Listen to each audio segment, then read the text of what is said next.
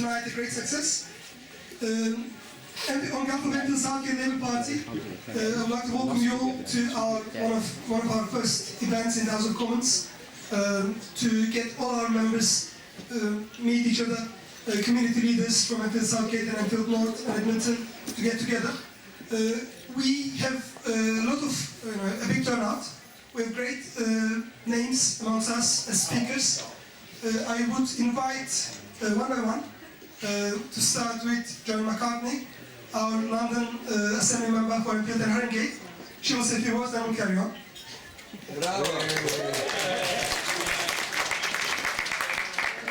Thank you. Can I say I'm delighted to be here this evening to see so many friends here in this wonderful building.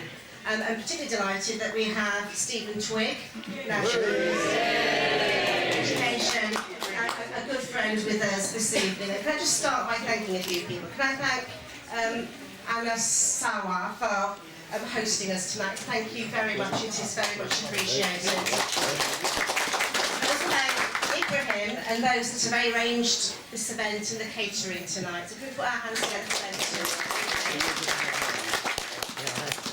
But as I said, it's great to be here amongst friends. Some friends I haven't seen for a while, so it's great that you're back with us here. And I think all too often in political parties we don't do that outreach and our social events where we actually connect with people on a different level, and we actually engage and we bring people into our Labour fold. So we're a very broad church in the Labour Party. And we welcome opinion and we welcome debate amongst ourselves. So it's very pleasing that we have so many people here and so many people from our local community in Enfield.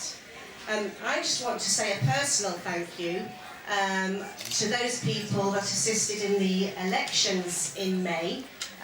We returned myself, a Labour member to Enfield and Haringey.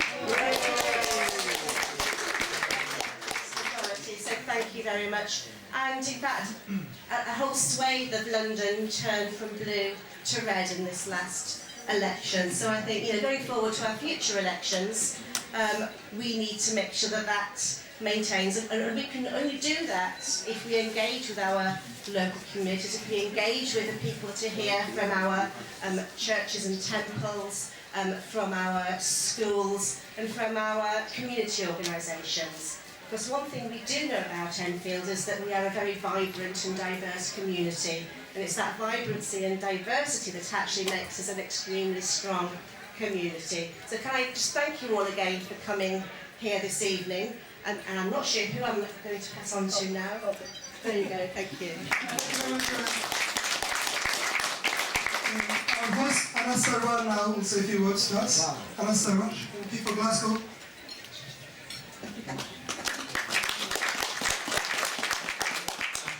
Absolute pleasure to be here. I think we should all first of all start by giving a huge cheer round of applause to Ibrahim for putting this event together. That might have put the room, but he did all the hard work. And also a special mention for my two parliamentary colleagues, Chris Williamson and also Stephen Twigg. A huge cheer for Stephen Twigg, actually. Stephen to his age by saying when Stephen was elected in 1997 and I was 13 and a half at the time.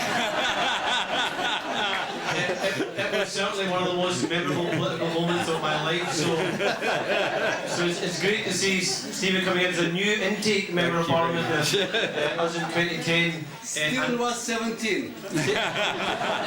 You thought he was way there rather than He was riding a bike at the time. But the important point about Stephen being back in Parliament, and this is the important point about what this constituency has to achieve at the next election, is Stephen Twigg doesn't belong to the opposition benches. We want him to be, yes, a fantastic Shadow Secretary Shadow Secretary of State for Education, but actually where he belongs, and where the Labour Party belongs, is back in government, trying to make a change for the people that we seek to serve every single day.